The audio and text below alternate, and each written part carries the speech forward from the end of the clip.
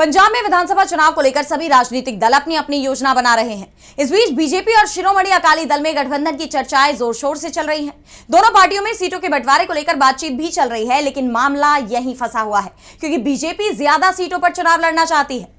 तो कैसे बीजेपी और शियद में उलझता जा रहा सीटों का बंटवारा, आइए देखते हैं इस रिपोर्ट। पंजाब में विधानसभा चुनाव की तैयारियों के बीच बीजेपी और शिरोमणि अकाली दल में पेच फंसता नजर आ रहा है।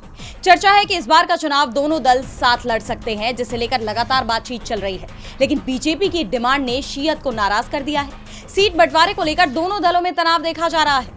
बताया जा रहा है कि बीजेपी इस बार पंजाब की कुल 117 में से 55 विधानसभा सीटों पर चुनाव लड़ना चाहती है, लेकिन शियद इसके लिए तैयार नहीं है। वो बीजेपी को केवल 45 सीटें ही देने को तैयार है। ऐसे में दोनों के बीच कोई भी सहमति बनती नहीं दिख रही। हालांकि बीजेपी ने यह भी साफ किया है कि अगर दोनों दलों के बीच सहमति नहीं बनती तो गठबंधन नहीं होगा।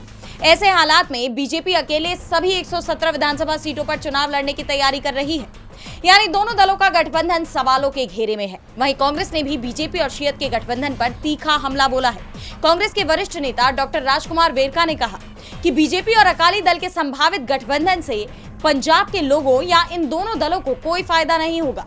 इन लोगों ने जब साल 2022 में पीएम मोदी के नाम पर चुनाव लड़ने की कोशिश की थी, तब भी इन्हें कोई खासा फायदा नहीं हुआ था।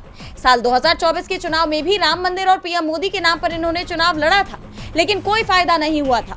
अकाली दल का भी हाल बुरा है। अब शून्य के साथ दूसरा शून्य जोड़ोगे तो नतीजा शून्य ही होगा।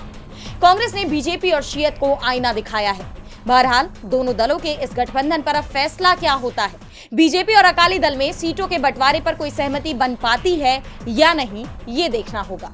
डीबी लाइव की रिपोर्ट।